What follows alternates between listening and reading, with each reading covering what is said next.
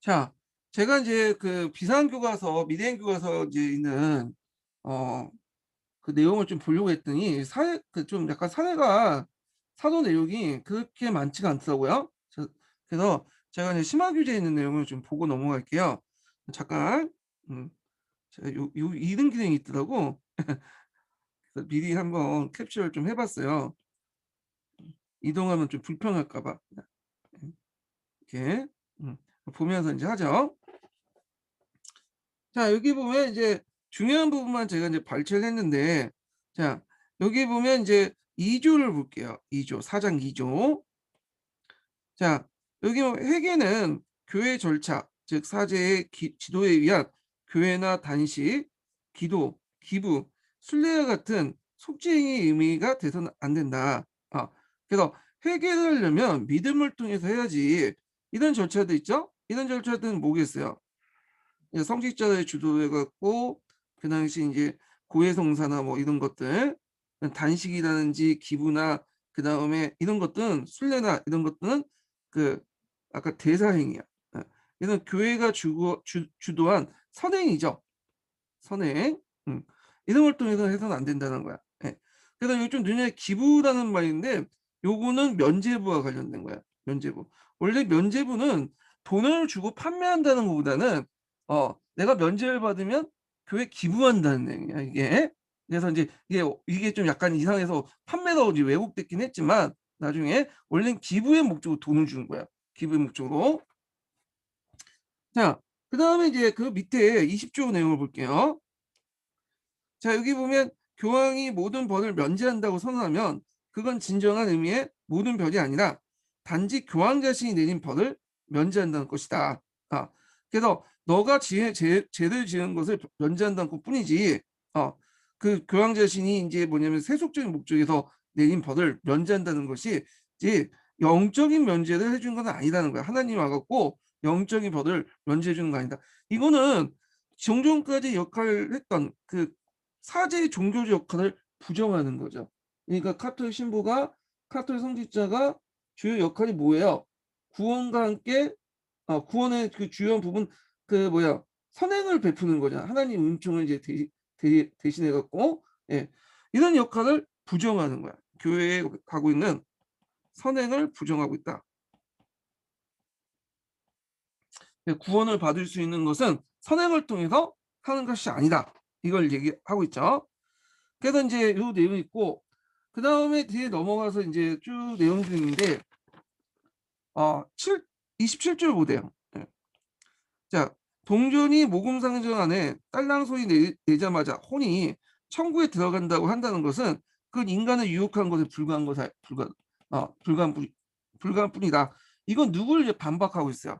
그 당시 판매원이었던 수도사였던 태제의 말을 반박하고 있죠. 태제. 자, 37 조가 핵심적인 말이 되었어. 참담 그리스도교도는 교회 축복을 나눠 가진다. 이건 면죄부 없이도 신이 그에게 내린 거다. 이거는 뭐냐면 신의 은총으로서 의롭게 하는 것이 이런 교회의 선행을 통해서 의롭게 하는 게 아니에요. 신의 은총이 직접 신자에게 가서 의롭게 하는 것뿐이다. 아, 그래서 이거는 교회의 선행을 통해서 의롭게 하지 않는다는 뜻이야. 자, 이 말은 그 속에 뭐가 들어 있다? 의인설이라는 거 있죠. 의인설. 믿음으로써 구원을 받는다. 오직 믿음으로써 구원을 받는다는 게 의인설이잖아요. 예. 요 내용들이 들어가 있다. 이렇게 기억을 해 주시면 될 것 같아요. 예. 그래서 여기 중요한 내용들만 한번 쭉 살펴봤어요. 여기 95조 95개조 방법론. 그 주요 내용은 뭐냐면, 교회가 베풀고 있는 그 선행을 부정하고, 그다음에 면벌부를 부정하고, 오직 그 믿음으로써만 구원을 받을 수 있다. 이런 것들이 핵심적인 내용이에요. 여기. 예. 그리고 파악을 해 두시고요. 자, 그다음에 이거 안 없어지네. 음. 아이 이게 이게 좀 쓰면 안 없어지나 봐요. 예.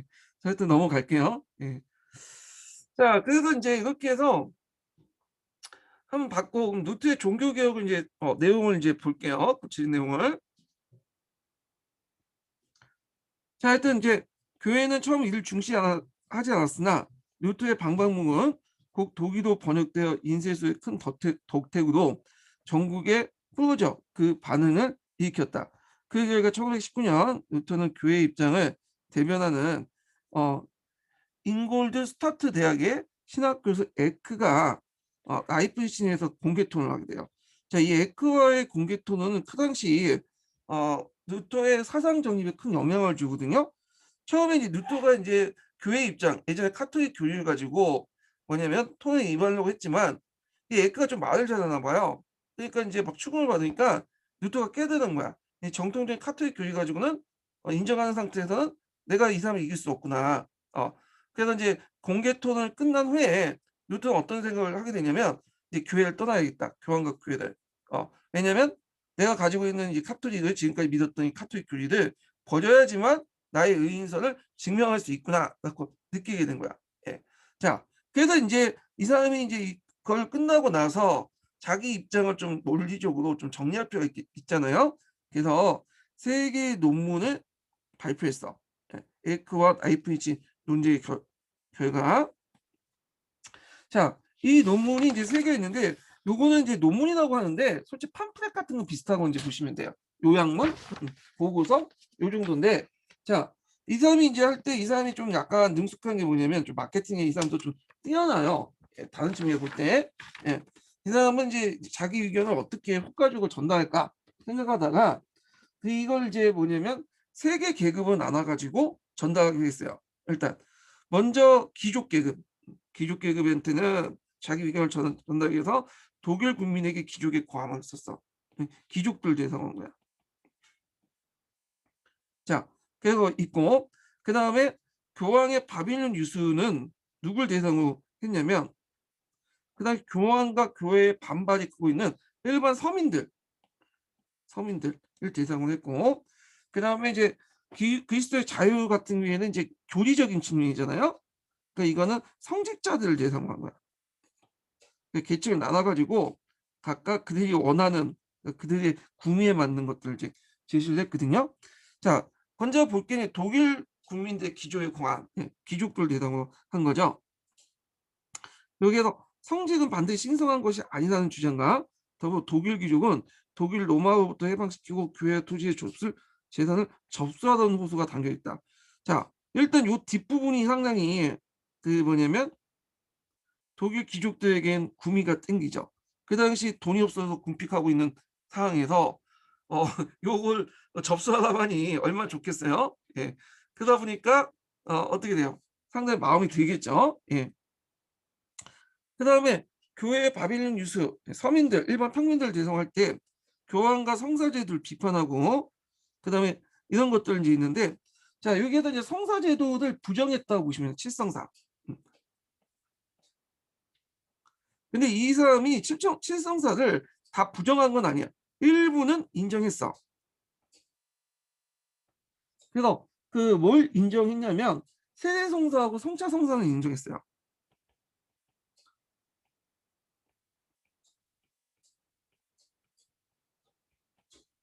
세례와 성차는 인정했어.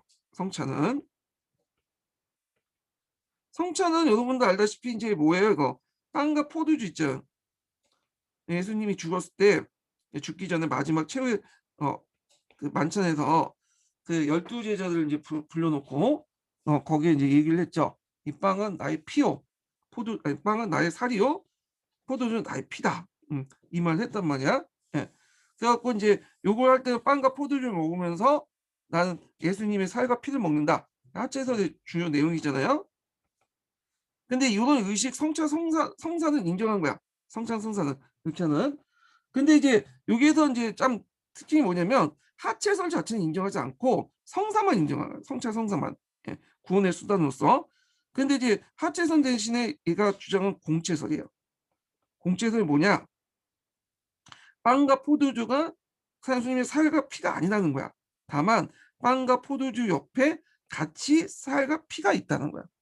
우리가 이제 핸드폰하고 핸드폰 고리를 볼 때, 그 케이스 볼 때 핸드폰과 핸드폰 케이스는 다른 거죠. 근데 핸드폰이 있으면 항상 핸드폰 케이스가 있잖아. 그러니까 핸드폰이라는 것은 예수님의 사회가 피고 핸드폰 케이스는 빵과 포도주가 되는 거예요. 항상 옆에 같이 있는다. 예. 이게 공채설이에요. 그래서 종전에 가톨릭이 믿고 있는 하채설과 달리 공채설을 주장했다. 예. 그래서 이제 이런 건데 일단 성사제도를 두 개를 제외하고는 부정했다. 이렇게 이제 얘기를 하고 있고요. 그다음에 또 이제 여기에서 뭘 주장하냐면 성인이라든지 그다음에 성모를 인정하지 않아. 이 성인 숭배나 성모 숭배, 마리아 숭배는 다 이거 미신이다. 이렇게 주장해요. 예, 미신한 거. 그래서 지금 개신교에서는 성모와 성인 이런 숭배 안 하죠. 근데 카톨릭은 그걸 숭배하잖아요. 자, 그다음에 이제 또 하나가 뭐냐면 사제의 권위를 부정해요. 사제의 권위를 부정한다. 예. 그래 갖고 인제 사제가 뭐 어떤 영도자 그런 의미에서보다는 그냥 뭐냐면 사제를 그냥 목자로 호칭을 해 줘야 된다. 그냥 우리를 그 도와주는 사람 그런 의미죠. 예. 꼭 그걸 사제를 뭐 통해서 구원을 받고 뭐 그냥 할 수 있다는 게 아니에요. 그냥 우리 옆에서 도와주는 그런 역할이죠. 그래서 이제 교회 목사는 좀 약간 옆에 도와주는 사람이잖아요.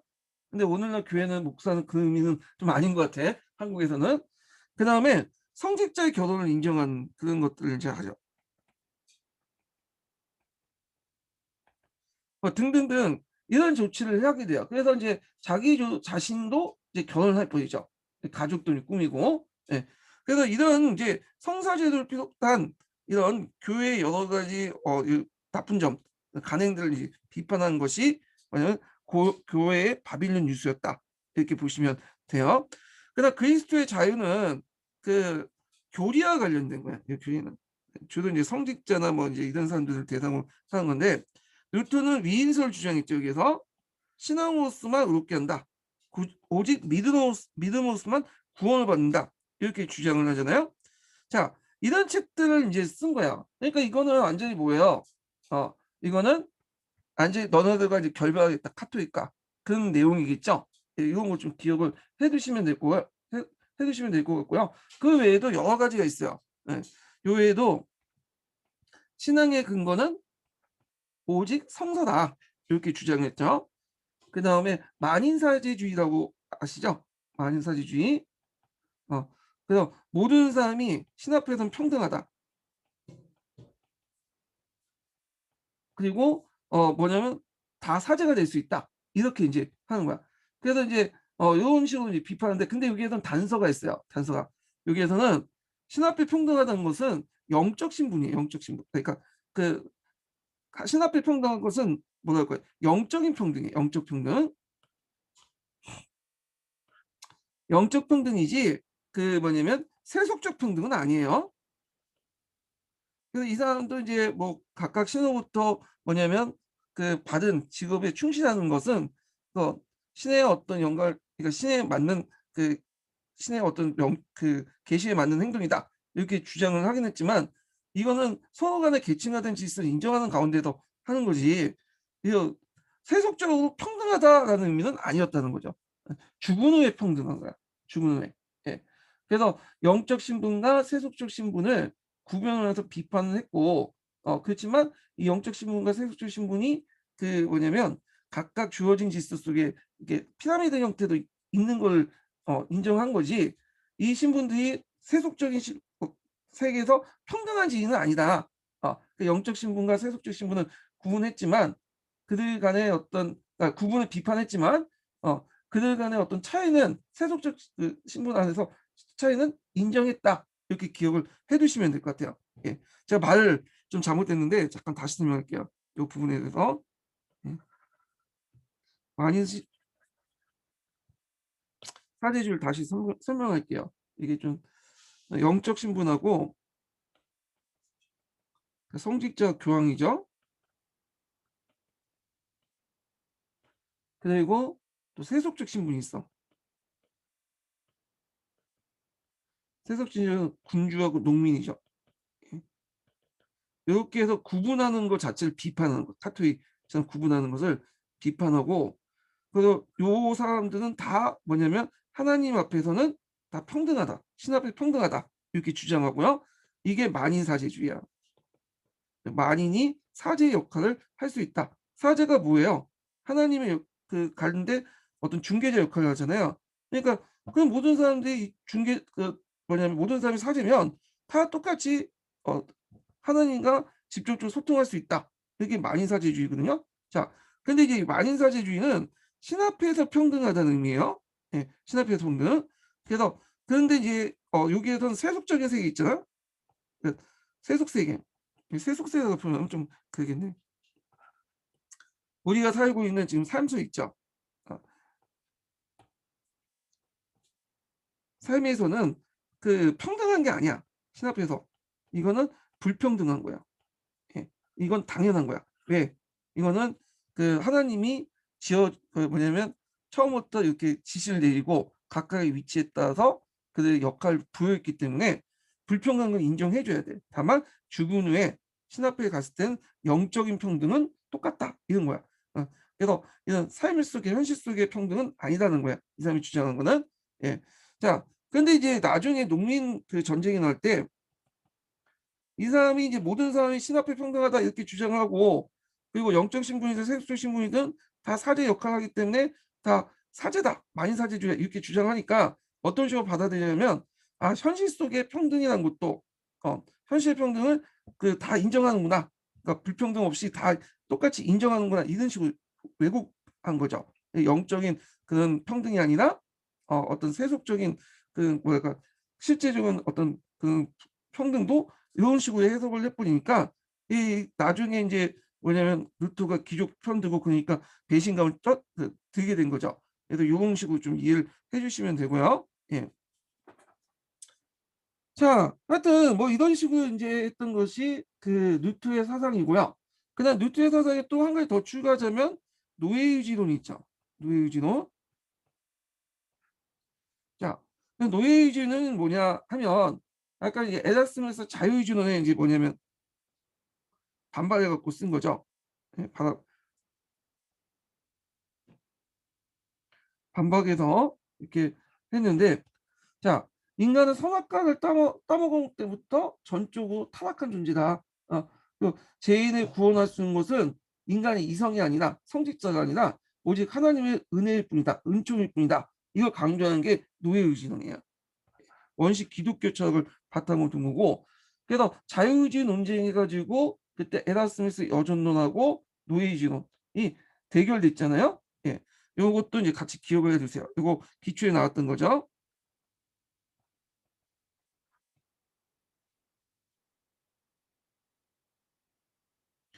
자, 그 다음에 이제 이렇게 해서 한번 뉴트의 사상을 좀 정리를 해봤고 자, 그러면 계속 읽어볼게요. 자, 이 책자 반환과 더불어 그의 말에는 기한부로 이단설 철회하는 교황의 칙서를 공중 앞에 많은 사람 앞에서 불상을 벌림으로써 뉴턴은 교황과 정면으로 대결하게 됐다. 자, 사태가 이렇게 되자 이번에는 칼 5세가 개입을 하게 되죠. 칼 5세는 누구 편이에요? 교황 편이죠. 그래서 이 칼 5세가 브룸스 국회를 개최해요. 브룸스에서 국회를 제국의회를 개최하죠. 부동산에서 국회를 소집하여 그 당시 이제 군대를 배치하고 위협적인 분위기 속에서 이제 다시 누트의 견해를 뭐냐면 요구했는데 이 견해는 이제 너 견해를 쳐내라 요구한 거죠. 근데 누트는 나는 여기 서 있다. 난 달리될 수 없다. 그 유명한 말 있죠. 왜냐면 이 말은 뭐 나의 생각 바뀔 필요 없다. 그대로다. 자, 그 유명한 말을 던지고 이제 황제한테 개기니까 황제가 이제 열받아 갖고 루터에 대한 법의 보호를 다 박탈을 시켜버렸어요. 예. 이 말은 뭐냐면 루터를 죽여도 상해를 가해도 법의 보호를 받을 수 없다. 이 사람을 죽여도 처벌하지 않겠다. 이 말이야. 자, 그러니까 이제 루터가 신변이 되게 위험하죠. 그래서 돕는 사람도 위험하니까 이때 돕는 사람이 누구냐면 그다음에 작센선주였어요. 이 사람이 이제 루터의 신분을 이제 신변을 염려해서 부하를 배치시고 루터가 법의 보호를 박탈당하자 곧바로 그가 이제 통치하고 있는 발트부르크 성에 은신시켜요. 그래서 이제 루터 선지 후의 보호 아래 약 1년간 여기에서 머물면서 성경을 독일어로 번역하게 돼요. 이 성경 번역은 루터가 자기 입장을 널리 이해시키고 옹호하기 위한 것이었으나 근대 독일어 발전에 크게 공헌했다. 왜냐면 그때 이제 독일어 같은 경우에는 이제 근대 19세기 가서 독일통이 되잖아요. 그러니까 우리식으로 따지면 서울에 있는 말이 뭐 표준어다 이런 개념이 없어요. 그래서 대개 이 통일 독일어는 요 루터의 성경 번역에서 문장에서 시작됐다고 그래요. 그래서 상당히 의미가 있는데 어 요거 좀 기억을 해 두시고요. 서강자에도 그게 나와요. 네, 1522년에 출판된 루터의 독일어 신약 성경은 1534년에 완성된 구약 성경과 함께 이후 독일 개신교의 신앙생활뿐만 아니라 그 유효한 문장으로 서 독일어 문체의 발전에도 지속적으로 영향을 미쳤다. 독일어 발전에 영향을 미쳤다. 이렇게 나와 있거든요.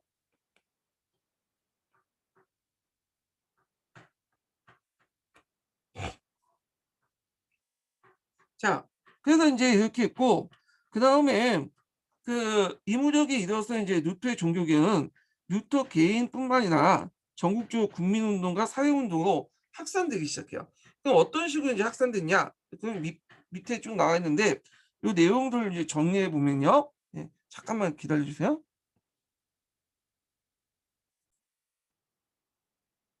자, 그러면 이 전국적인 국민운동과 사회운동에 어떤 식으로 영향을 주냐?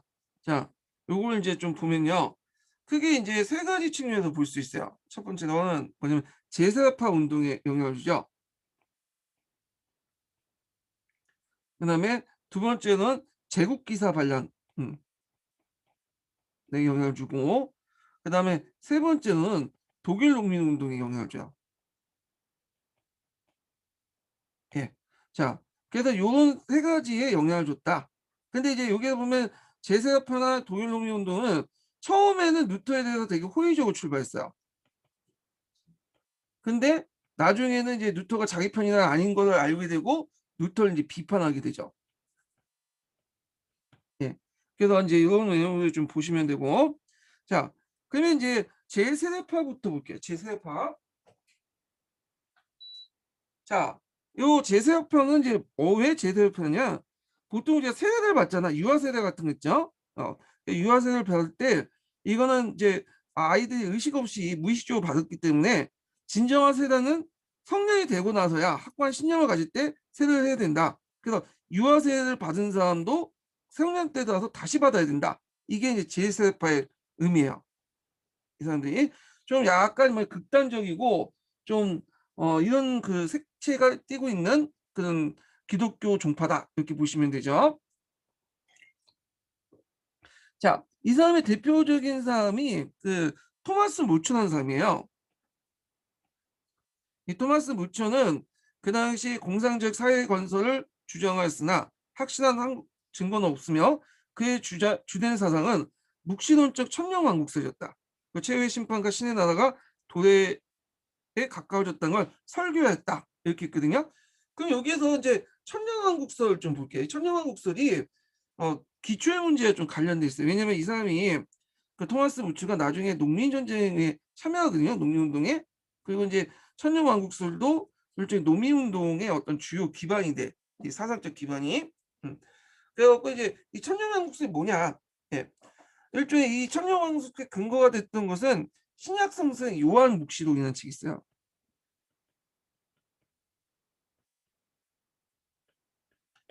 자, 요한 묵시록 제20장에 보면 어떻게 있냐면 그리스도가 지상에 재림해서 그러니까 최후의 심판 전에 그리스도가 지상에 재림해서 1000년 동안 이 세상을 통치한다는 거야. 그 1000년을 지난 다음에 그 최후의 심판이 온다는 거야. 예. 그래서 1000년 동안의 최후의 심판 전에 1000년 동안 그리스도의 재림의 그 왕국을 천년왕국이라고 해요. 그러니까 일종의 그리스도의 종말론을 표현한 거죠. 예. 그래서 인제 이 천년왕국에는 평화의 나라를 건설하게 되고 그리고 인제 어떤 뭐냐면 이 세상의 모든 사람들이 행복한 약간 유토피아적인 어떤 사고방식이었다. 이렇게 보시면 돼요. 약간 이제 뭐하고 비슷하냐면 동양의 미륵사상하고 비슷해요. 미륵사상. 음.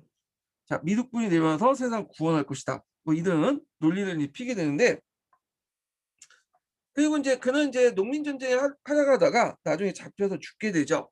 이 토마스 무초도 처음에는 이제 뭐냐면 루터하고는 상당히 이제 뭐냐면 친근해 보였죠. 근데 루터가 이제 뭐 자기 뜻대로 안 내주고 독립운동 막 욕하고 하니까 살찐 돼지라고 막 욕을 하고 그래요, 나중에는. 예. 자, 하여튼 이렇게 있는데 제사협회는 극단적 가격화 여러 곳에 다양하게 나타났으며 사회 하층과 무교육자가 많았다. 그들은 모든 기존 질서를 반감을 갖고 기존의 법과 도덕이 아니라 그들의 주장 내용이에요.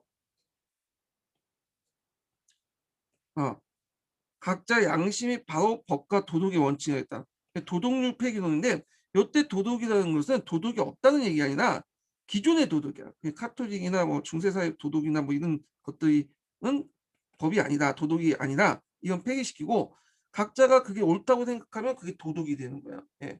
자, 좀 약간 위험한 생각이긴 하죠. 예, 기존에 어떤 보편적으로 존재하는 그런 도덕 자체를 도덕률 자체를 다 무시해 버리는 거잖아요. 살인을 해도 그게 자기가 도덕이라고 생각하면 그게 도덕이 되는 거예요. 그게. 예, 양심에 따라 행동했고.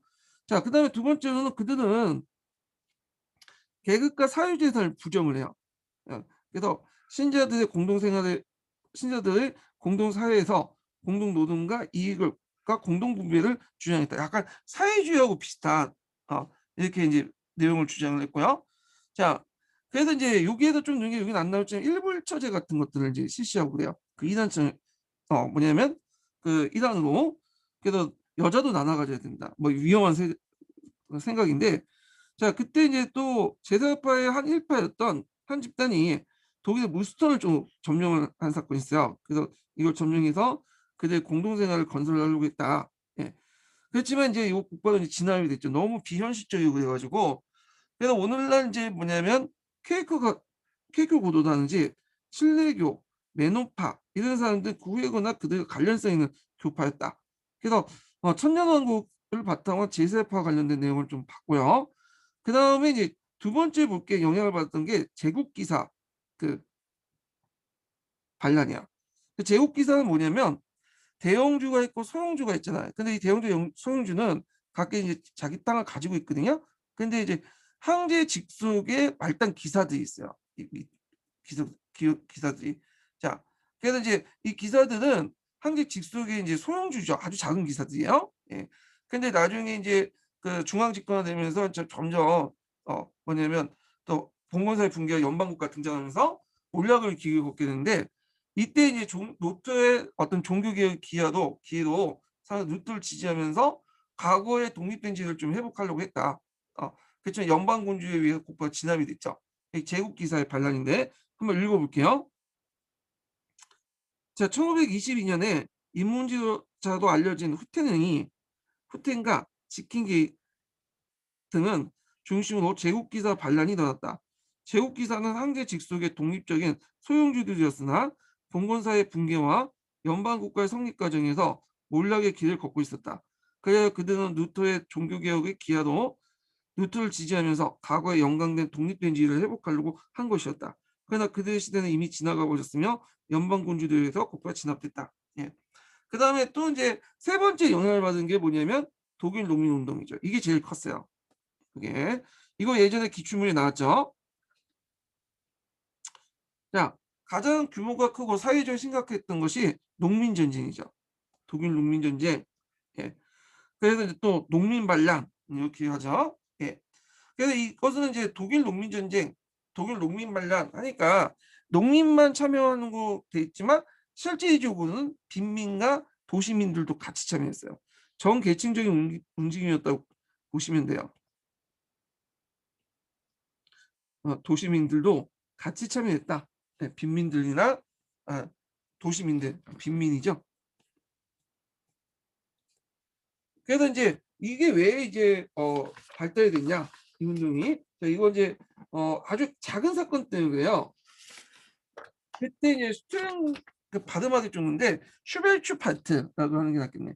슈벨츠파트의 백장령에서 추수기에 이제 추수기 작업에 바빴던 그 농민들에게 백작부인이 시댁 갔는데 사용한 달팽이 집을 수집하라는 부역을 가한 거야. 그러니까 이제 농민들이 격분해갖고 이제 봉기를 넣은 것이요. 예. 그래갖고 이제 1525년 1월에 그 오버 슈바페 지역에서 오버 슈바베 지역에서 농민군이 구성이 됐어요. 그러면서 이제 농민 전쟁이 시작된 거죠. 자, 근데 이제 여기에서 내세웠던 이제 그 이념적 그 주장들 이런 것도 예전에 한번 시험 문제 나왔거든요. 자, 이게 뭐냐? 얘네들이 주장 내용이 뭐냐 하면 이게 예전에 시험 문제 나왔던 건데, 그러니까 여기에서 주장이라는 것은 그 뭐냐면 이념적 주장, 이념이라고 보시면 되는 거예요. 이념, 이념. 주장이 아니라 이념을 쓰세요. 예. 이념이 예전에 시험 문제 나왔는데 얘네들이 이제 주장한 이념은 극단적 복음주의예요.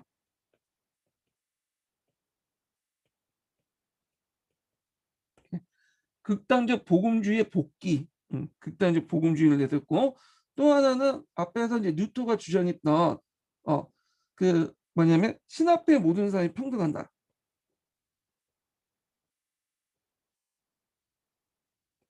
그래서 이제 만인사제주의 있죠. 이 만인사제주의 주장이에요.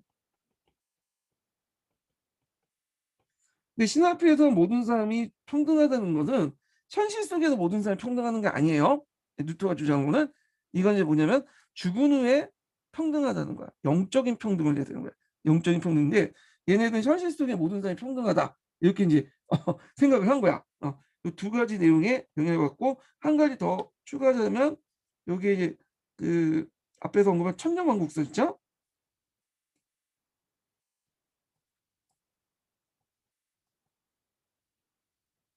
그래서 얘네들이 이념적 기반이 된 거야. 이념적 기반. 이게 이제 시험 문제 나왔어요. 극단적 복음주의, 신화표의 모든 사람이 평등한 거, 예, 만인사제주의, 그다음 청년왕국설, 이런 것들을 이제 주장했다. 이렇게 기억을 해두시면 되고, 신화표의 모든 사람이 평등한 만인사제주의는 뭐와 또 연결하냐면 그 당시 그리스도 공산주의, 기독교 공산주의하고 연결돼요. 네, 창세기를 바탕으로 했죠. 네. 그 영국의 롤란드파하고 비슷한 그 주장들이야. 예, 이런 것들은 그래서 그 기독교 공산주의, 그다음 만인사제주의 연결시키고 천년왕국설 이렇게 세 가지 쓰시면 될 거야. 그때 이념적인 어떤 영향을 써서 쓰라고 했으니까 기반 쓰라고 했으니까 이거 쓰시면 될 것 같고요. 자, 하여튼 그 계속 읽어볼게요. 그래서 1524년 슈바르츠 발트의 지방에 스틸랭게 지방에서 이제 농민폭동이 순식간에 나일란트, 슈반페, 뭐 프랑케, 드르겐 아유 되게 독일어 발음이 좀 힘들어요. 예.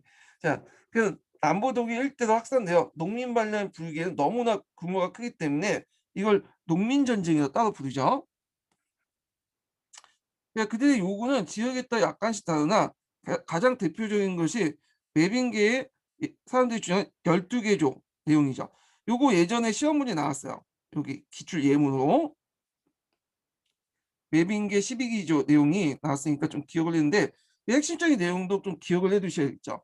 그래서 농노제 폐지, 봉건적 부당 경감, 10분의 1 등 어떤 교회 착취 경감 내지 철폐 이거 쓰라고 나올 수 있으니까 좀 봐 주세요. 제가 이걸 좀 심화교재에서 좀 볼게요. 음. 자, 여기 내용을 보면 성직자들이 종교 집회를 통해서 선출되어야 하며 순교한 교리를 어, 순교한 교리를 설파할 것. 소 11조 폐지와 대 11조 운영 원칙 규정. 11조도 두 가지가 있었나 봐요. 그 당시에. 농민의 임신 예속 편지, 임신 예속 폐지, 공동체 숲 어로권 보장. 그리고 이게 이제 뭐냐면 그 당시 이제 이 4번과 5번은 원래 중세시대 때 농민들이 같이 했던 거예요. 농민의 어떤 그 자연스럽게 이용할 수 있는 어떤 그런 것들인데 일종의 이제 간수법 안에서 보장을 했는데 나중에 이 시기 때 들어가면 요걸 영주이 다 독점을 해요.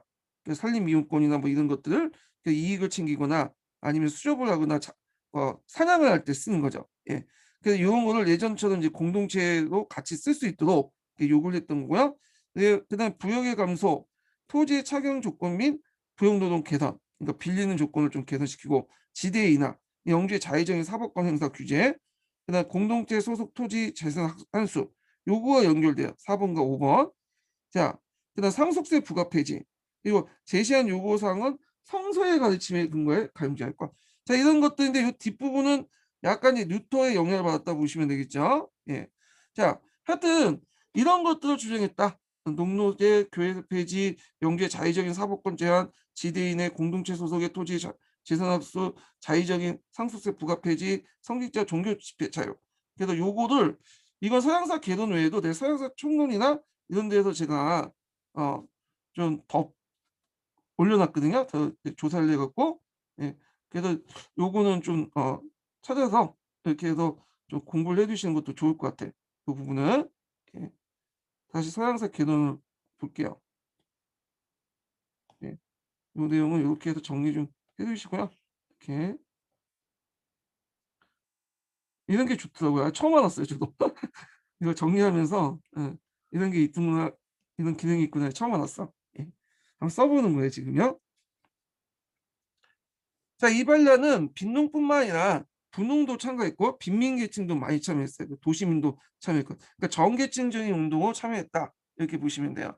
그래서 이제 그러나 이제 한계도 있어요. 한계도.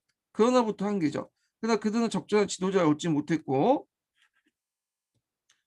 그리고 지역에 따라 온건파, 강경파 등 소위 이해관계가 달라 공동전선을 결성하지 못하여 연방군주를 비롯한 제후대 가차 없는 반격을 또 다음에 진압되었다. 자, 이들의 한계죠. 한계. 한계와 결과.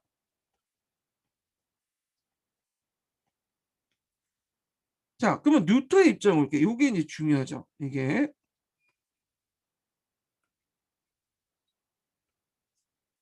자, 뉴턴은 농민의 아들이라고 하는 걸 자랑하면서 처음에는 농민들을 지지해 줬어요. 초기 때는. 근데 농민운동이 가격해지고 그리고 이제 그 당시 루트가 이제 제후들의 지지를 많이 받았거든요. 그리고 이제 그러니까 이제 이게 태도가 바뀐 거야. 그러면서 루터 후기는 막 이제 농민을 비난을 하기 시작해. 예. 그래서 이제 농민들 비난을 하면서 뭐라고 얘기하냐면 미친 개는 때려 죽여야 되잖아요. 마찬가지로 농민들 미친 개라고 하면서 얘네들을 때려 죽여야 된다. 그래서 강도와 살인의 농민 무리에 대항하여 하는 이제 팜플렛도 이제 공포하고, 그러니까 이제 농민들 미움을 많이 샀겠죠. 그동안 자기가 세상의 평등을 내세우고 뭐 만인사제주의 주장하면서 모든 친합회 평등하다고 이렇게 주장을 해놓고는 갑자기 이제 뭐냐면 현실적인 어떤 그 계급 차별, 계급을 인정하고 너네들 영주 애들에게 충성을 해라. 그리고 이렇게 개기면 안 된다. 얘네들 또 미친 개를 때려 죽이는 듯이 똑같이 때려 죽여야 된다. 뭐 이런 식으로 얘기를 하니까 당연히 이제 뭐냐면 농민들이 떨어져 나가죠. 예. 그래서 뉴턴은 농민층으로부터 지지 상세. 그래서 독일 남부 지역. 왜냐면 여기 농민 반란들이 되게 보면 이런 지역들이 독일 남부 지역이에요. 북부 지역이 아니라. 그래서 남부 일대가 다시 카톨릭으로 해기돼. 루트 교관이라. 그래서 지금도 그 독일 남부 지역은 카톨릭이에요. 반대로 이제 북부 지역 있죠. 독일 북부 지역은 신교도 지역이고. 그 문화적으로 되게 차이가 나요. 독일 남부하고 북부하고 차이가 많고, 그다음에 이제 나중에 포이센이 그 독립운동, 독립은 통일을 하는 과정에서 이 남부 세력을 좀 끌어들이기가 힘들었어. 왜냐면 좀 약간 이제 그 문화적으로나 종교 너무 차이가 나고, 나중에 포이센이 통일국가 이루고 나서도 좀 약간 남부를 지배하기 힘들었다고 그래요. 중앙정부의 어떤 지배력을 강화시키기 어렵다고 그랬거든요. 어렵고 카톨릭 세력이 너무 강하니까. 그래서 문화투쟁이 일어났던 것도 나중에 남부 지역이었고요. 뒤에 좀 얘기를 할게요. 자, 그러면 일단 읽어볼게요. 자, 루트는 농민의 아들임을 자랑했고 반란을 일으킨 농민들은 루트의 지지를 기대했다. 그러나 그는 농민 반란을 지지하지 않을 뿐 아니라 오히려 적극적으로 반대했고요. 예. 반란자들을 미친 개를 잡듯이 때려잡으라고 권고를 했고, 루트에게 있어서 물처 같은 지나친 강신주의자나 농민정제 같이 가격한 반란은 다 같이 종교개혁을 파멸시키는 악마의 소행이라고 생각됐으며, 그는 기존의 권위와 권력에 대한 시민적 복종이 그리스도의 의무라고 생각했다. 그래서 그 사람이 주장하는 만인사제주의는 영적 평등, 죽은 후의 평등이지 현실 속의 그 평등은 아니야. 예, 이걸 좀 기억을 해주세요. 자, 이런 뉴트의 태도는 매우 중요한 결과를 가졌다. 그래서 뉴트의 태도의 결과 부분이죠. 농민전쟁 후 그의 종교개혁은 독일 민족을 떠나 연방군주를 비롯한 기존의 정치적 지배사회에 의존하게 됐으며 루터파가 국가에 종속시키는 결과가 있다. 첫 번째 결과고, 그다음에 또 하나 이제 아까 지금 언급했던 그 내용은 뒤에 있어. 이게 좀 왔다 갔다 해요. 예. 여기 보면 두 번째가 여기 있죠. 다음 장 319 페이지 요 줄이죠.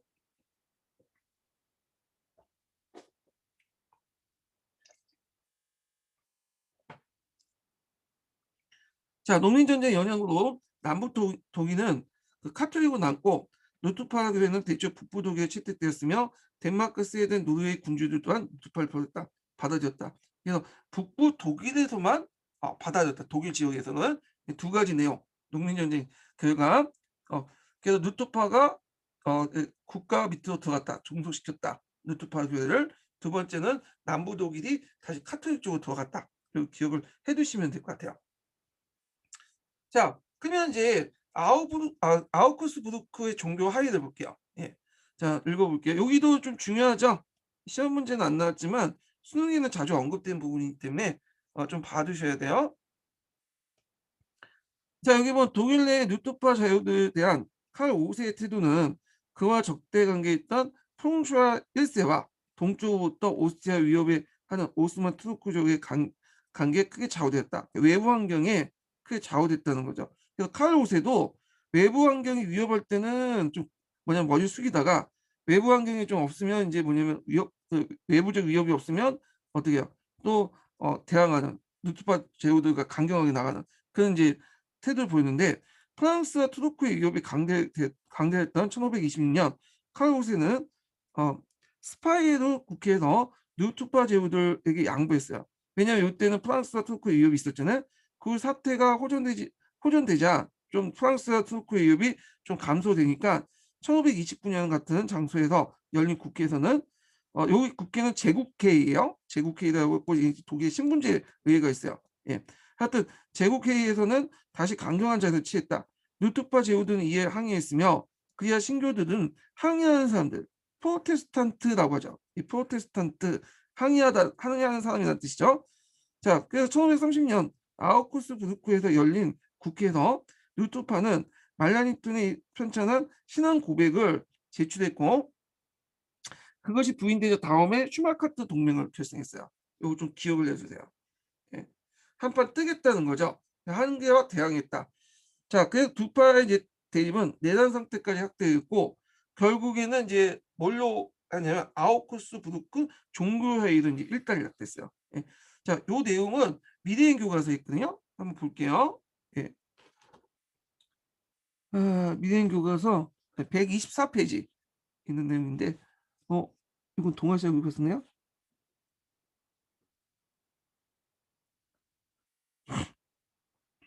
이걸 볼게요.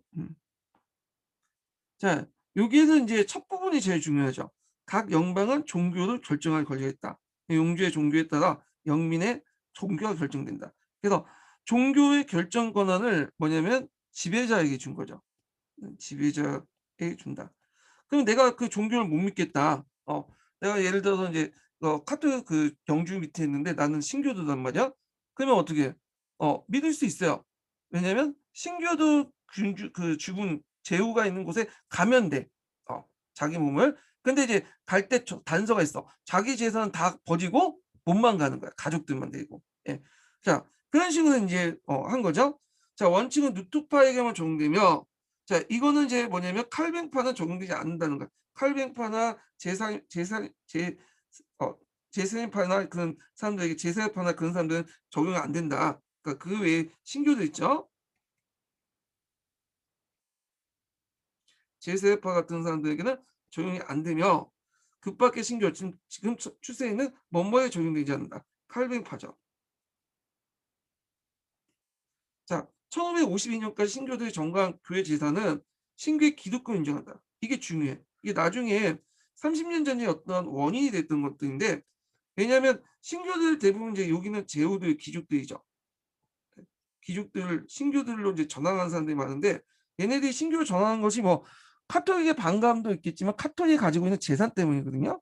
그러니까 자기가 이제 신교 제후가 되고 하면서 곧바로 카톨릭 재산 뺏어버리는 거야. 근데 그걸 인정해 주겠다는 거야.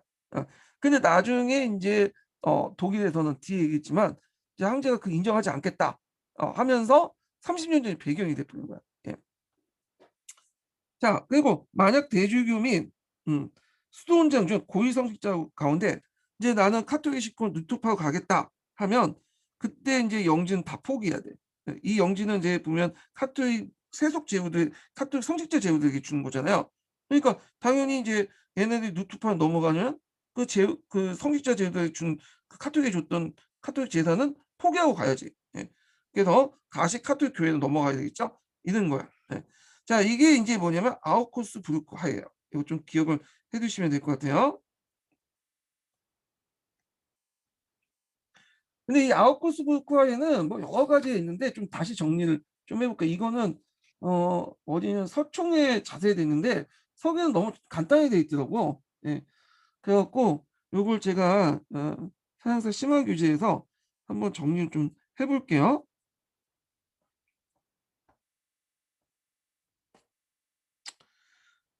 자 일단 첫 번째로 아까 전에 누투파를 공인받았죠. 그렇지만 공인을 받았지만 선택권은 종교 선택권은 제후나 자치도시 지배자의 종교를 따르는 식으로 했고 칼빈파와 제사파는 인정하지 못했다는 거. 그리고 여긴 집단적 어떤 종교 선택권이지 개인의 신앙 자유는 허용하지 않아요. 예. 그리고 개인이 만약에 지배자가 선택한 종교에 대해서 받아들이지 못할 경우에 다른 그 신교 지옥이나 국교 지옥 가야 돼. 자기가 믿고자 하는 지옥으로 모든 재산을 다 포기하고. 자 그다음에 이제 교황이 지배받지 않는 신교의 성립을 의미하고요. 예. 프로테스탄트를 이제 공식적으로 인정했다는 거죠. 자 신교들이 정관 교회 재산을 신교의 기득권을 인정하고 성직자 제후가 누투파가 될 경우에는 영지는 교황에게 맡기고 떠나라는 거죠. 그다음 누투파 영토에선 카톨릭 교회 사법권 행사가 금지돼 있어. 이거 내용이 없죠. 이것도 추가해 주시고 자 그래서 그리스도의 역사상 신앙 문제를 제후 개인이 독단으로 결정할 수 있는 계기를 마련했고 정치적 우월성 주장을 계기할 수 있다. 그래서 정치가 종교를 지배하게 되는 거예요. 이제 거꾸로 종교가 정치를 지배하는 게 아니라 정치적 지배자가 종교를 지배하게 돼요. 그래서 그때 인제 하나의 원칙이 생겼어. 하나의 왕국에는 하나의 왕국에는 하나의 종교가 있는 거예요. 하나의 왕국에는 하나의 종교가 있다라는 원칙이 생겨. 하나의 왕국에 하나의 종교인데 하나의 종교는 누가 결정해? 당연히 왕이나 제후가 결정하겠죠. 예. 이 원칙 꼭 기억을 해 두세요. 나중에 이게 이제 종교 개혁의 중요한 원칙이 되는데 개혁 시기에 자주 언급된 내용들인데 자 하여튼 이런 내용들 지금 기억을 해 두시고 자 그리고 이제 아까 이제 잠깐 빼먹은 게 뭐냐면 그 당시 인제 그 누트파 관련된 내용 있죠? 아니 그러니까 농민 정쟁 관련된 내용하고 슈마카트 전쟁 내용 구도를 좀 설명을 해 볼게요. 자 여기에서 이제 보면 그 당시에 인제 교황과 황제는 계속 동맹 관계였어요. 예. 근데 독일 제후들, 세속 제후들은 그 반대했죠. 예. 그러니까 여기에서 슈마카트 동맹이 결성되고 슈마카트 전쟁이 일어나면서 독일 제후가 승리했죠. 예. 그러니까 아우쿠스 부르크 하이를 맺게 된 거고 자 근데 독일 제후하고 독일 농민하고 갈등이 원래 다른 같은 편이었잖아요. 근데 이해가 원래 달라. 예. 그러다 보니까 인제 농민 전쟁이 일어나고 이러고 그러면 루터는 둘 중에 하나 선택하는데 누굴 선택했죠? 독일 제후를 선택한 거예요. 그러면 농민 세력이 이탈되고 루트교는 독일 북부 세력만 한정됐고 남부는 다시 카톨릭 쪽으로 넘어갔다. 이렇게 이제 정리를 해 주시면 돼요. 자 그다음에 인제 그 이렇게 있고 어 칼비니즘 보자. 네 칼비니즘인데 이거 무슨 명칭을 좀 약간 이상하게 적어 놨네. 칼비니즘 볼게요. 예. 자 그 이제 뉴터가 이제 종교 개혁을 할 때 비슷한 시기에 약간 뒤지만 칼빈이라는 사람이 또 종교 개혁을 했어요. 예. 제가 칼빈과 관련된 내용을 좀 어 하고 이제 읽어 볼게요.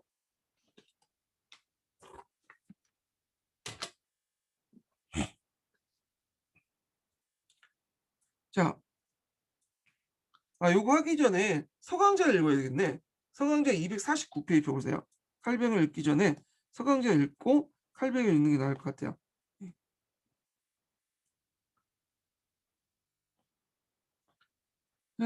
249 페이지.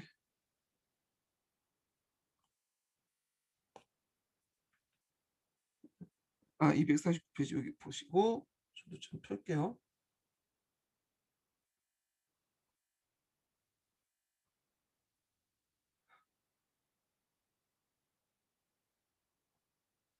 앞부분을 각자 읽어보시고 독일의 종교개혁 관련된 내용만 볼게요.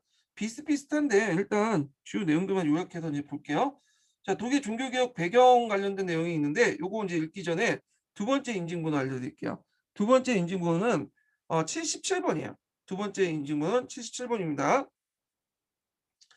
그래서 이제 독일의 종교개혁 배경이 다 이번 장, 이 장하고 250페이지까지 쭉 있는데 한번 읽어볼게요. 첫 번째로는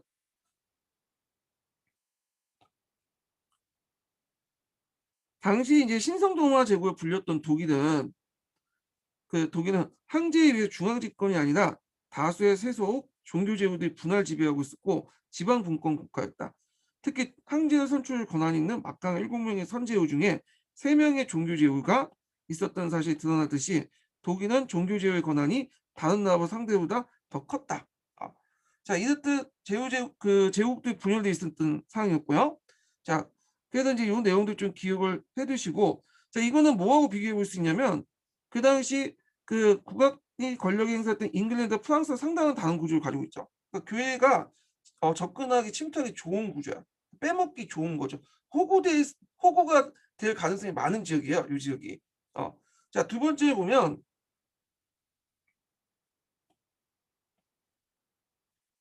자, 노마교양적 입장 볼 때 언제나 국가적 이해관계를 충실하고 있어 상대하기 쉽지 않았던 영국과 프랑스와 달리, 왜냐하면 이미 집권화된 국가죠. 독일은 다루기 쉬운 만만한 나라다. 마치 경매장에서 최고 높은 가격을 제시한 사람에게 물건을 팔아넘기듯이 교황청은 비록 신학교육을 제대로 받은 적이 없다 하더라도 가장 많은 돈을 가져다 바치는 사람들에게 꺼리낌 없이 독일 교회의 고위 지책을 넘겨주었다. 또 이렇게 이제 교회 손길자가 된 사람들은 자신이 한 해 벌어들인 수입, 자, 이걸 이제 초임세라고 하죠.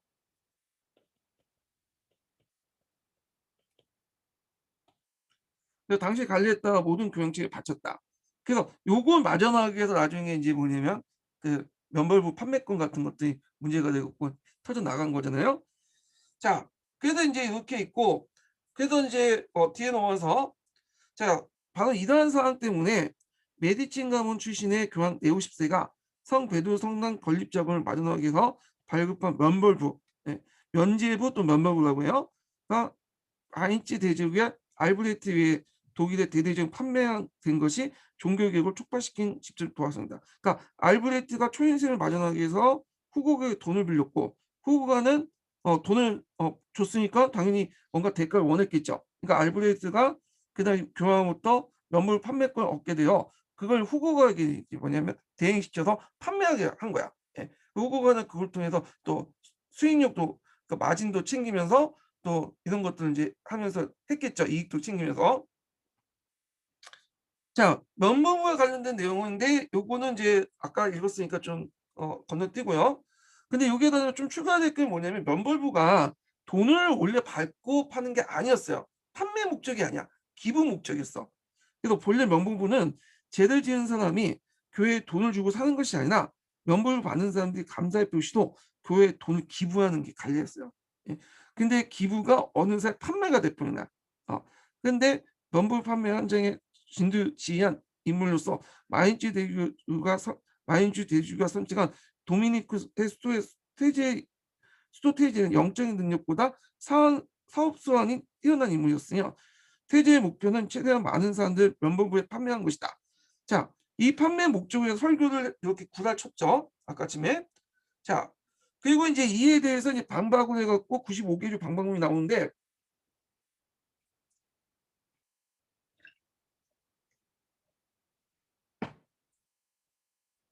자, 그래서 그때 이제 비테미르크 대학 신학교수는 누트가 면벌부 판매를 비판하기 위해서 쓴 95개조 방방문은 본래 라틴어로 되어 있지만 곧 독일어로 번역되었고 수천 부가 인쇄되어 그 파장을 일으켰다. 이게 되게 중요하죠.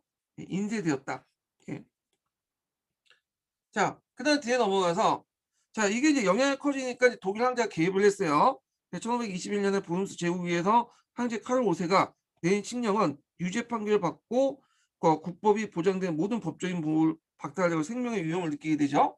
그런데 뉴턴은 작생 선제 배려로 독일 중부에 위치한 바른트부르크 성에 안전하게 숨어 지내면서 에라스무스와 그리스 라틴어 대역 신약 성경을 독일어 번역하여 출간한 거예요. 그러니까 에라스무스의 성경이 있었다고 했죠. 근데 이때 성경 라틴어로 이제 적혀 있는데 이걸 다시 독일어로 번역을 한 거죠. 비록 루터 이전에도 독일어 성경이 존재하긴 했지만 1522년에 출판된 루터의 독일어 신약 성경은 1534년에 완성된 구약 성경과 함께 이후 독일 개신교의 신앙생활뿐만 아니라 그 유효한 문장원에서 독일어 문어체 발전에 지속적인 영향을 끼쳤다. 그래서 독일어 성경의 여기 나와 있죠. 루트의 종교개혁은 종교 차원을 넘어 정치 사회적인 측면에서 급진적 변혁 운동이 났는데 이 사람이 항상 주장한 게 모든 신도는 성직자에게 동등하다. 만인사제주의, 모든 사람은 신 앞에 동등하다. 뭐 이런 식으로 주장을 했잖아. 영적 신분하고 세속적 신분을 구분을 비판하면서 하나님 앞에서는 영적 신분이든 세속적 신분은 다 평등하다. 만인사제주의 주장했고, 자 이런 것들이 큰 영향을 준 거죠.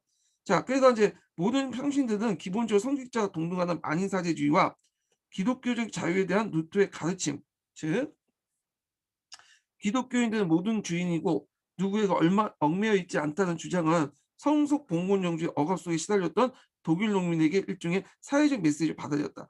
근데 이제 요걸 잘못 해석한 게 뭐냐면 독일 농민들은 루터가 이렇게 말한 거는 아까 말한 것처럼 죽은 후의 평등, 영적 평등이에요. 영적 평등이지 현실 속의 평등은 아니야. 루터는 현실 속에서는 계층 간의 어떤 것들은 다 그 계급 주어진 지위는 하나님에게 주어졌기 때문에 그냥 순종하고 살아야 돼. 예. 이런 입장이에요. 근데 독일 농민은 이 영적 평등을 현실적 평등으로 이해를 했다. 이렇게 보시면 돼요. 예. 자, 그래서 인제 농민 전쟁이 왔고 그때 이제 무처 같은 급진적 개혁가들이 인제 농민 전쟁을 일궜는데 자 그래서 인제 무처 같은 급진적 개혁가들은 농민군을 주도하면서 농민의 봉기를 정당한 이유를 성경 구조에 찾아 신학적 이익을 정당했다.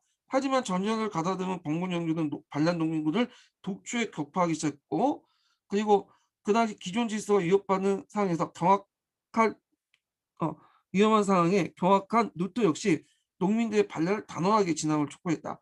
결국 농민 전쟁은 농민들의 첨단 패배로 끝났고 이제 종교개혁 주도권은 승리한 봉건 제도들이 뭐냐면 장악했다. 그다음에 이제 여기 보면 이제 그 슈마카트 동맹 관련된 내용이 있어요. 1531년 슈마카트 동맹이 결성하자 카를 5세가 주축을 한 그 카톨릭진에 맞서 전쟁을 벌이긴 했지만 이게 슈마카트 전쟁이야.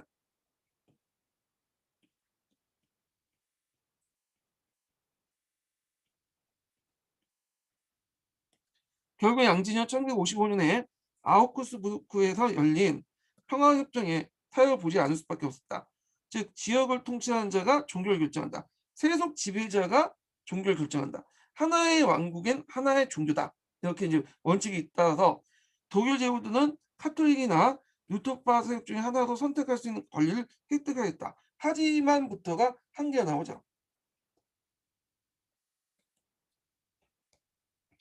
하지만 이 규정은 첫 번째, 모두 개인에게 신앙의 자유를 부여하거나 종교적 간용을 허용한 것이 아니라 도리어 특정 종교의 신민들에게 강제할 수 있는 권한을 제후들에게 부여함으로써 통치자의 권력 강화를 기여했고요. 첫 번째 한계고 두 번째는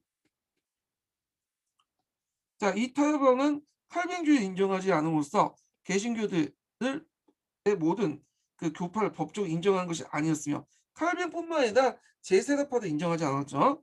이후 17세기의 30년 전쟁이 발병한 것처럼 독일 종교 분쟁은 이로써 완전히 해결된 것도 아니었다. 그러니까 17세기 이후에 17세기에 30년 전쟁이 발병한 것처럼 독일의 종교 분쟁은 그러니까 이로서라는 거는 그 슈마카트 그러니까 아우구스부르크 하이를 얘기하죠. 이를 완전히 해결된 것이 아니었다. 이렇게 보시면 돼요. 자, 그래서 인제 한번 정리를 해 봤고 이 서강서 한번 읽어 봤고요. 서계 내용을 다시 들어갈게요. 칼비니즘 관련된 내용 볼게요. 자, 루터의 종교 개혁이 시작된 지 얼마 안 되는 1519년에 스위스 쭈이히에서 쭈핑글이 그 종교개혁이 진행됐어요. 자, 이 쭈핑글리는 이제 여기는 안 나와 있지만 에라스무스의 영향을 받았다고 그래요. 에라스무스 자체는 좀 웃겨. 이 사람 뉴턴에도 영향을 주고 쭈핑글리에 영향을 주는데 다 대적해. 그래서 에라스무스가 처음에는 이제 뉴턴을 되게 지지했다가 그 뉴턴가 이제 딴 교회 만들려고 하니까 거기에 그때부터 돌아서게 됐잖아요. 그래서 자유주의 논쟁도 벌이고 하여튼 이 사람은 이제 그 에라스무스의 영향을 받고 카톨릭으로부터 독립하여 쭈리 음, 이 쭈리를 중심으로 해갖고 개혁을 시작했어요. 그래서 이게 이제 스위스 전체에 퍼진 거야. 근데 이제 그 당시 스위스는 연방국가 체제였어요. 그 여러 주로 이제 구성이 되는데 도시 위주의 주가 있고 그냥 농촌 위주의 주가 있었는데 도시 위주의 주는 되게 신교들에 대해서 우호적이었거든요. 근데 농촌에 있는 주, 카톤이라고 하죠. 이 주에서는 국교 세력들이 많았어요. 그래서 나중에 이 뭐냐면 슈피크는 이 도시 농촌 지역에 있는 주들과 싸우면서 싸운 도중에 죽게 되죠. 전살내요. 예. 그래서 5개 카톤, 그다음에 국교 계통에 이제 그 카톤하고 싸우다가 주하고 싸우다가 뭐냐면 죽게 된다. 기억을 해두시면 돼요. 그는 루터파보다 더 철저하게 성경주의를 내세웠고요. 예. 그리고 성취성사 폐지를 주장했다. 그래서 앞에서 얘기한 것처럼 그 당시 뉴턴은 성취성사하고 성취성사하고 그다음에 뭐죠? 예. 세대성사 이거는 성사로서 인정받아야 한다고 주장했잖아. 근데 이거조차도 폐지해야 돼. 모든 성취의 성사는 폐지해야 된다. 예, 이렇게 주장해요. 성사는. 그래서 칠성사 자체를 다 폐지시키는 건데 여기에서 좀 더 살펴볼 게 뭐냐면 그 당시 이제 이 성체에 대해서 어떻게 생각하냐. 성체성사, 성체성사에 대해서. 예. 그래서 이제 성체성사보다는 이걸 이제 어떻게 생각하는 거죠? 예. 성체에 대해서 어떻게 생각해요? 성체. 성체라는 것은 빵과 포도주가 빵은 피가 살이 되고 포도주는 피가 된다는 거잖아. 어? 이거에 대해서 이제 각각의 입장이 좀 달라요. 자, 일단은 정통적인 카톨릭에서는 하체설을 주장하죠. 빵이 살이 될 수 있고 포도주가 피가 될 수 있다. 그래서 빵과 살이 똑같은 거야. 포도주가 똑같고 이게 하체설이야. 화학적 물질적 변화가 일어났다. 뭐 이런 주장이고 뉴턴은 아까쯤에 공채설 주장 있죠. 쌀과 피, 예수님의 쌀과 피는 빵과 포도주는 아니지만 빵과 포도주 항상 옆에 있다는 거야. 핸드폰과 핸드폰 케이스처럼. 예. 근데 칼빈은 다른 식으로 주장해요.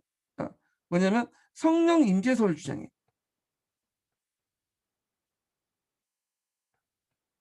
성령 임재설은 뭐냐? 보통 이제 삼위일체 보면 성부, 성자, 성령 있잖아. 성령인 건 영적인 거죠. 육체적인 성부, 성자가 있는 게 아니라 빵과 포도주에 판과 포도에 성령이 깃들고 있다는 거야. 정신적인 게. 이 칼뱅의 주장이고 쭈삐꾸리는 어떻게 생각? 이거는 단순히 뭐냐면 상징에 불과하다는 거야. 빵이 그 쌀이고 포도가 피가 아니라 빵은 하나님의 살을 상징하고 있고 포도주는 하나님의 피를 상징하고 있다. 이게 제일 합리적인 거죠. 예. 그래갖고 이제 각각의 입장이 되는데 얘네들 입장 올 때는 이제 이렇게 칼뱅이나 뭐냐면 쭈삐꾸 입장 올 때는 성체 성사가 존재하지 않죠. 이건 성사가 아니에요. 성사라는 건 구원의 한 수단이잖아요. 이건 성찬신이야 그냥. 그래서 개신교에 보면 성찬신을 하죠. 포도주와 빵을 주잖아. 근데 이건 성사의 의미가 주는 게 아니라 그냥 상징적 의미를 준 거야. 쭈삐꾸의 의견에 따라서 상징에 불과한 거 상징. 자, 이런 것을 이제 폐지를 주장했다. 그래서 요거 성체 성사를 어떻게 볼 것인가, 그리고 성체를 어떻게 볼 것인가 이걸 쭉 얘기를 해봤어요. 그래서 카톨릭은 하체설로 성체 성사를 인정하고 루터도 공체설로 성체 성사를 인정하고 근데 이제 칼뱅은 성령이 임재됐다고 해서 성체 성사 자체를 인정하지 않아요. 하나의 성찬식으로만 보고 있고 쭈삐꾸를 또 상징으로 보고 있기 때문에 성체 성사는 인정하지 않고 성찬식으로만 인정하고 있죠. 예. 그거 외에도 뭐 여러 가지 이제 있어요. 일단 단식이나 성자 숭배, 성직자 금홍, 성사제도를 다 폐지 주장해요. 단식은 기하 체험하는 건데 이게 일종의 고행이고, 이 고행은 이제 대사의 일종이에요. 예. 그래서 이런 거 다 금지시키는 거야. 예. 그리고 오직 성서에 입각해서만 뭐냐면 그 교지를 해석해야 된다. 예. 좀 더 루터보다 원칙주의자예요. 원칙주의자예요, 이 사람은. 자, 그래 갖고 이 내용도 이제 같이 기억을 해 주세요. 이게 서기에는 좀 탈락하게 돼 있어요. 예. 단식 금지, 성자 숭배 금지, 성직자 금원 금지, 성사제도 폐지. 예. 성서에 입각해서 고리면 교리 해석. 그다음에 상징적 의미에서 성체 성사들 성찬을 본다. 성체를 본다. 이렇게 보시면 되죠.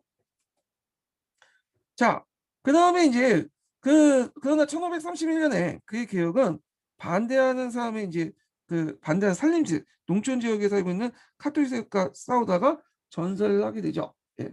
그래서 이 사람을 이어받은 사람이 뭐냐면 칼뱅이라는 사람이에요. 칼뱅. 음. 자, 칼뱅은 원래는 스위스 사람이 아니라 프랑스 사람이에요.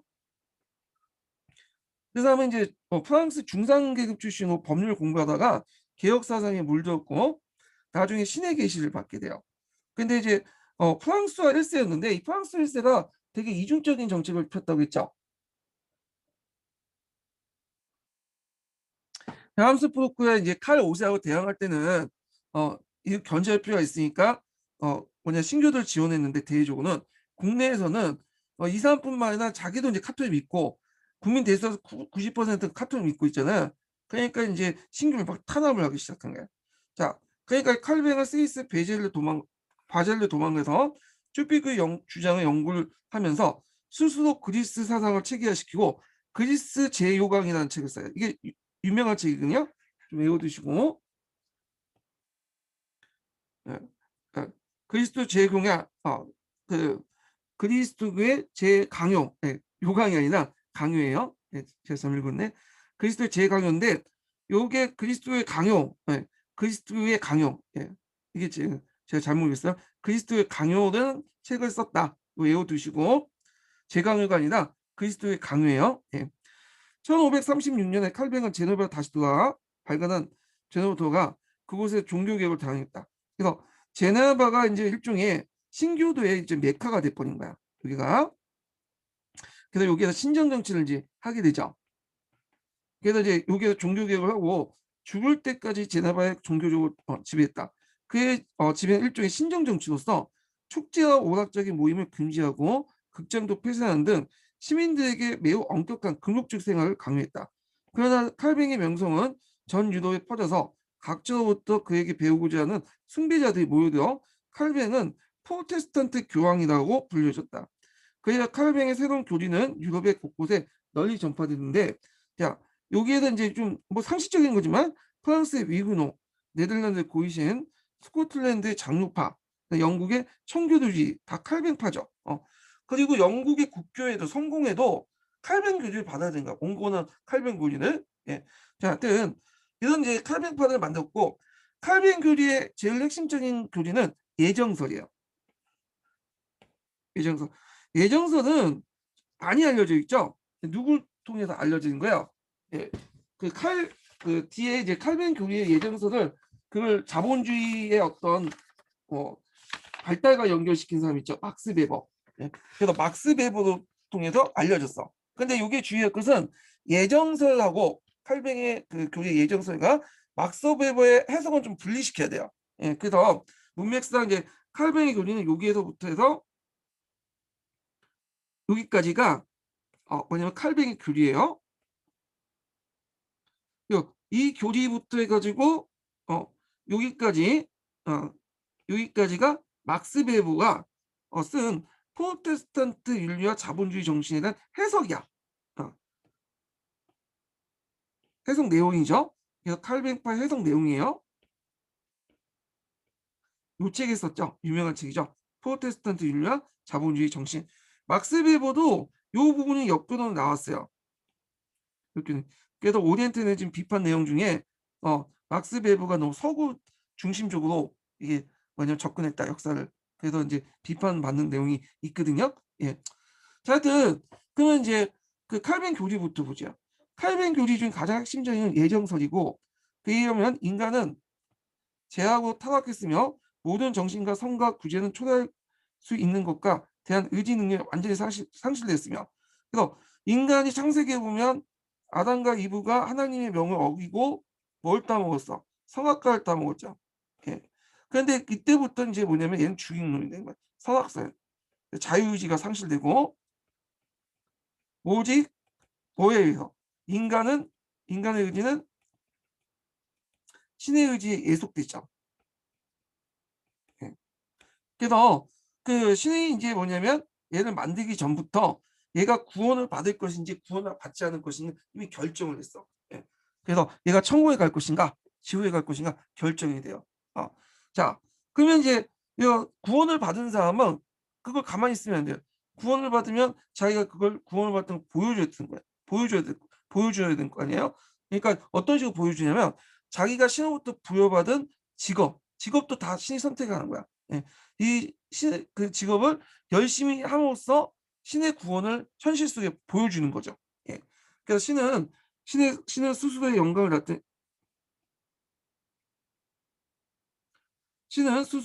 나타나기 위해서 그의 교리를 어떤 사람에게 영원한 생명을 예정하고 다른 사람들에게 영원한 죽음을 예정했던 것이다.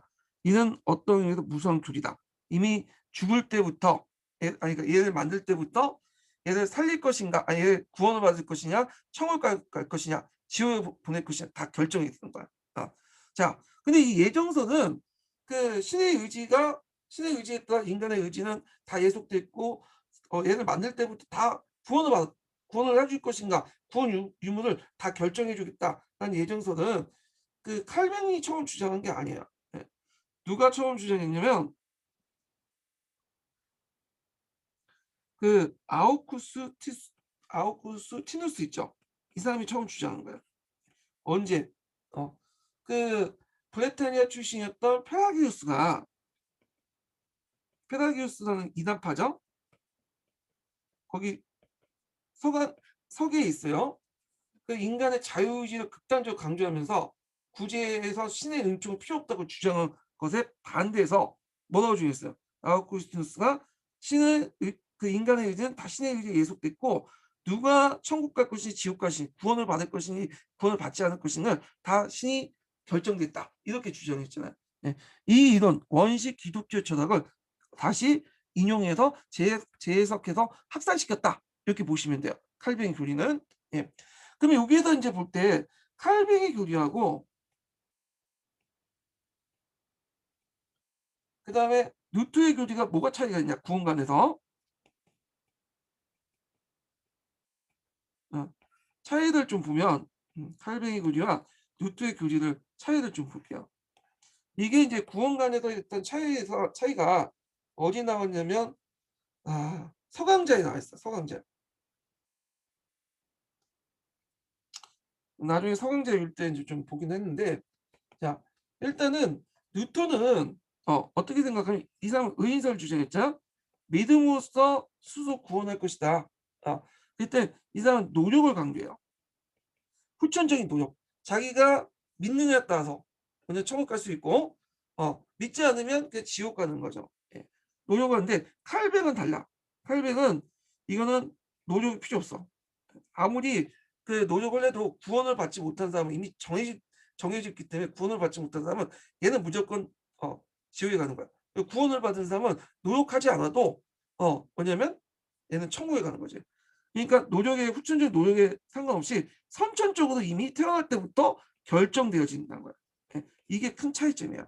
칼빈과 루트의 교리는 믿음은 중요시 여기지만 믿음에 대한 구원은 칼빈은 이미 결정돼 있다. 태어날 때부터. 뉴턴은 아니다. 노력을 통해서 선택할 수 있다. 이런 이제 그거죠. 근데 약간 이 뉴턴도 자유의지를 부정을 했지만 노예의지를 주장했지만 칼뱅이 훨씬 더 뭐냐면 노예의지에 더 맞는 것 같아. 자유의지에 들어가 있는 거잖아. 뉴턴은 노력하냐 노력하지 않았다가.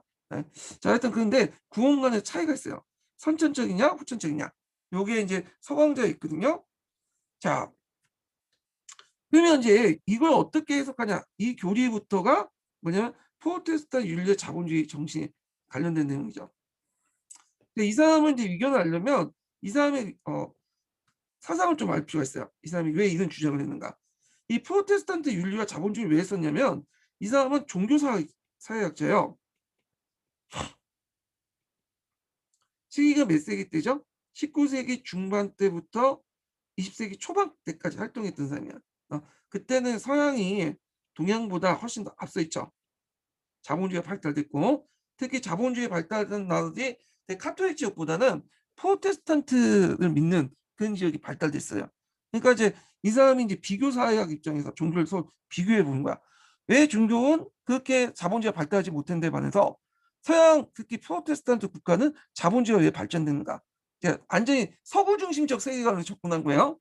그래서 그 사람이 보기 때는 다 이건 종교에서 출발한다. 왜냐하면 서양 유교에서는 그 중국에서는 뭘 믿죠? 유교를 믿잖아요. 유교는 사상이자 종교잖아. 일단 유교를 중심에 두면 체면을 강조한다는 거야. 예 민지라고 하죠, 중국 애들이. 체면을 강조해야 되니까 현실 속에서 자기 체면을 살리기 위해서 너무 뭐냐면 돈을 함부로 쓴다는 거야. 그래서 막 쓸데없는 데 돈 쓰고 그래서 막 그래 갖고 자본 축적이 이루어지지 않아. 그러다 보니까 어떻게 돼요? 자본 축적을 통해서 자본주의가 발전하지 못하죠.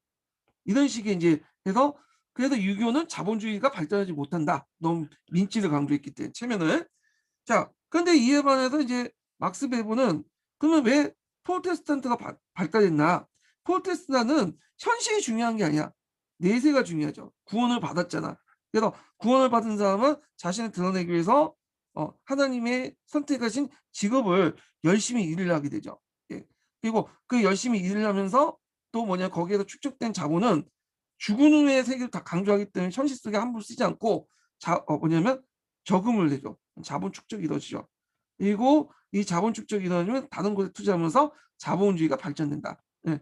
이런 그 논리를 내세운 거예요. 뭐 개논리죠. 그걸 따지면 지금 한국이나 지금 일본이나 중국 같이 그 유교 영하권에 있는 나라들은 다 지금 자본주의가 발달하지 못해야 되잖아요. 근데 좀 잘 발달되고 있잖아. 예. 자 그거는 이제 막스 바보가 살았던 시대는 요 시대였기 때문에 아직 우리가 이제 아시아 국가들이 자본주의가 발전되기 이전의 시대예요. 예. 그렇기 때문에 서구가 보고만 그것만 보고 그 뭐냐 자본주의들 그 발전의 원인은 종교에서만 찾은 거야. 아니죠. 종교 외에도 여러 가지 이유가 있죠. 예. 근데 이걸 몰랐던 거지. 그래서 많은 비판을 받게 돼요, 이 사람이. 그래서 요런 측면이 예전에 한번 시험 문이 나왔어요, 역교론과 관련돼서. 그러면 하여튼 그 내용을 볼게요. 이 교리부터는 막스 베버의 해석이에요. 자, 이 교리는 그것을 받아들인 사람에게 역사상 복이 들면 영웅적인 행동을 할 수 있는 힘을 주고 왜냐면 자기가 선택받았던 선민의식이 있잖아. 그들의 교회는 전투적인 교회가 되는 거야. 그래서 세상을 선과 악으로 나눠. 자기는 하나님부터 받은 선민이기 때문에 나는 이제 뭐냐면 선인이고 너는 하나님부터 이제 구원받지 못한 악마의 자식들이다. 예, 선과 악으로 나누고 그래서 이제 이런 식으로 나가죠. 왜냐하면 예정서를 받아들인 칼빈 고드는 구제의 확신과 더불어 신에 의해서 선인되었다는 선민의식을 갖고 신의 영광을 이 지상에 나타나기 위한 현세를 향했기 때문이다. 이제 그들에게 있어서 세속적 지금은 단순히 신호부터 주어진 것으로서 각자 그 신부했다 그 의무를 이행한다는 다분히 중세적인 누토감. 이 누토 같은 경우에는 신호부터 주어진 현실 속에 주어진 질서를 잘 뭐냐면 수긍하고 현실의 불평등 감수해라는 거잖아. 영적인 평등은 모르겠지만 죽음 후에 자 신의 구제를 받았다는 확신의 표지는 또 악마와 나날이 싸우면서 신의 영광을 나타난 신앙의 싸움부터 매우 적극적인 의미를 갖게 된다. 그러니까 요 직업의 장인. 그러니까 여러분들이 아이들과 맨날 싸우면서 열심히 그 교사 생활을 하는 것은 이미 교사라는 직업이 신호부터 부여받고 그렇게 싸우는 것이 악의 무리들과 싸우는 것이 여러분들의 소명이기 때문에 그렇게 하는 거예요. 뭔가 좀 해석이 그렇죠? 예. 그래서 제가 교회 다닐 때 항상 그 찬송가가 그 생각나더라고. "악마들과 싸울지라 제압받은 형제여." 모든 걸 다 성과 악으로 봐. 이런 것들이 칼뱅을 칼빈파 교두에 들어가 있는 거야. 자, 그리하여 칼빈파 교두들은 근면하게 직업 노동을 종사할 것이며 이를 위해서 모든 사치와 낭비를 배격하고 그들의 생활 전체를 합리적으로 조직할 권고하였다. 뿐만 아니라 그 결과는 이게 얘네들은 내세를 더 강조하기 때문에 막 이렇게 체면을 중시한 유교 문화처럼 돈을 팍팍 쓰지 않죠. 자본 축적이 가능하죠. 자, 그러면서 초대되는 재화의 축적이 적극적으로 긍정되고 재화의 축적이 적극적으로 긍정되고 그리고 축적된 재화는 저작으로 자본이 형성되고 금욕적인 소비 억제로 재생산에 투입되어 생산력 확대를 초래하였다. 예, 요 내용이야. 자, 이게 이제 막스 베버의 해석이에요. 그래서 막스 베버가 그의 유명한 프로테스탄트 윤리와 자본주의 정신에서 그 내용의 요지며 그의 주장에서 오늘날 찬반 양론이 있는데 그러나 칼빈주의 재화 축적의 합법적 이유는 축을 적극적으로 긍정하고 이를 위해 금욕적인 생활 윤리의 형성의 주된 원칙이 되었으며 그런 생활 윤리가 다시 향상의 길을 걷고 있고 생산적인 중산계급을 널리 받아들이는 건 사실이다. 근데 이거는 너무 긍정적으로 썼어. 요거는 왜냐하면 이런 식으로 따지면 유교에서 체면을 강조했기 때문에 자본 축적이 되지 않는다. 논리가 그러니까 논리가 배치된 거잖아요. 유교 국가들이 지금 뭐냐면 자본주의가 되게 발달된 국가들이 많죠. 이거 어떻게 설명해? 요거 가지고 설명 안 되죠. 그래서 요건 너무 좁게 본 거고 실질적으로 제가 이제 시험 문제 나올 거는 만약 나오면 이게 이 이론에 비판하라고 나오지 의의를 쓰라고 이런 식으로 긍정적으로 평가하지는 않을 것 같아. 근데 이건 어딨냐? 서강에 있어요. 서강에. 요 부분만 한번 서강에서 나도 먼저 읽고 할게요. 예. 그 부분이 다른 것도 다 읽지만 일단 맥락상 예. 요 부분이 너무 서기에서 좋게 설명하기 때문에 좀 문제가 있는 것 같아. 그래서 몇 페이지 펴 보시냐면 음 잠깐만 내가 이걸 적어 놨는데 여기 있네요. 예. 거기 250 몇 페이지야? 4 페이지 펴 보세요. 4 페이지에 보면 두 번째 단락이 있어요. 두 번째 단락. 거기 중간 정도 이렇게 있는데 그 중간에 보면 이제 칼뱅 신학 사상이 내재된 반자본주의 요소 이 내용 있죠. 예. 요거부터 이제 볼게요. 제가 인제 요걸 찾아야 되는데 예. 자, 여기부터 여기가 비판 내용이야. 그래서 배보의 이런 주장에 대해서 지금까지 수많은 비판이 제기되어 왔다. 그래서 그것이다. 이렇게 인제 있죠. 첫 번째로는 보면 칼뱅의 신학 사상의 내지는 반자본주의 적 요소를 무시했다는 거야. 반자본주의 요소가 뭘까? 저작이죠. 저작을 해야지 자본 축적이 된다? 아니죠. 지금 경제학 상식에 어긋나죠. 소비를 해야지 소비를. 소비를 해야지 자본주의가 하지 저작한다고 무슨 자본주의가 발전돼. 예. 이런 것들 말이 안 되는 거고 두 번째로는 프로테스탄트 윤리 자체가 자본주의 발전을 위한 변화된 측면을 간과했다는 그러니까 프로테스탄트 윤리 자체도 자본의 발전에 따라 계속 변화되는 거야. 원래 그 칼뱅이 논리대로 나가는 건 아니라는 거지. 그러니까 막스 베버가 본 거는 칼뱅의 오리지널 칼뱅의 논리가 아니라 이 칼뱅의 논리를 프로테스탄트가 받아들이면서 자본주의가 발전하는 과정에서 받아들이면서 재해석된 논리죠. 예. 그래서 이거는 꼭 다른 식으로 또 해석될 수 있다는 거 아니에요? 그러니까 프로테스탄트 윤리 자체가 뭐냐면 그 안에 내재되는 게 아니라 프로테스탄트 윤리 자체가 자본주의 발전을 하는 만큼 시대에 적응해서 그냥 재해석됐다 이렇게 보시면 돼요. 유교나 이슬람교가 자본주의가 발전되면서 재해석돼 갖고 뭐 자본주의 발전의 원동력이 되는 것처럼 이렇게 생각하시면 돼요. 예. 세 번째로는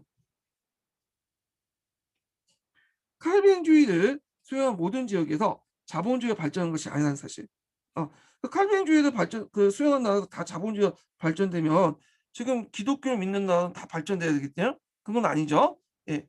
그래서 드러났듯이 근대 초 자본주의 발전은 어떤 특정한 종교의 실성에서 유래했기보다는 당시 유럽의 물질적 조건을 보는 것이 옳다는 주장이 바로 그것이다. 그래서 심성적인 요인 때문에 자본주의가 발전된 것이 아니라 그런 사회경제적 배경 때문에 자본주의가 발전됐다. 예.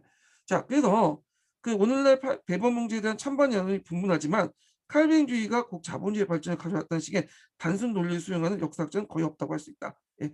그러니까 석에는 뭐냐면 거의 없다고 했는데 그 소수의 사람은 있다고 하는 거 가정을 하는 거잖아요. 그 석에는 소수 의견이다 이렇게 보시면 돼요.